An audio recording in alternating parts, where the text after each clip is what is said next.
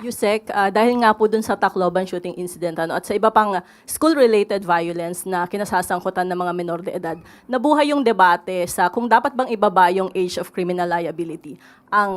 Si Senator Robin Padilla, sabi niya, ang tanong niya, may special session kaya yung kanyang panukala tungkol doon.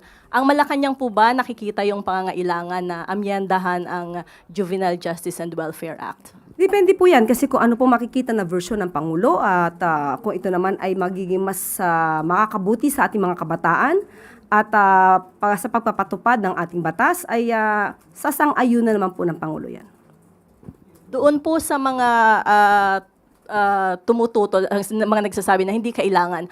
Ang sinasabi po, kailangan ay ipatupad na mabuti yung batas. At isa po dun sa naging nakapaloob dyan yung mapondohan, halimbawa yung child caring institutions. Na pagtutuon ng pansin po ba ito ng pamahalaan?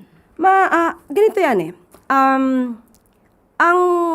Itong batas po natin ngayon, hindi naman ibig sabihin na pag ikaw ay 15 and below, definitely, wala kang criminal liability, pero may mga interventions na gagawin para ikaw ay yung attitude, behavior mo ay makorek.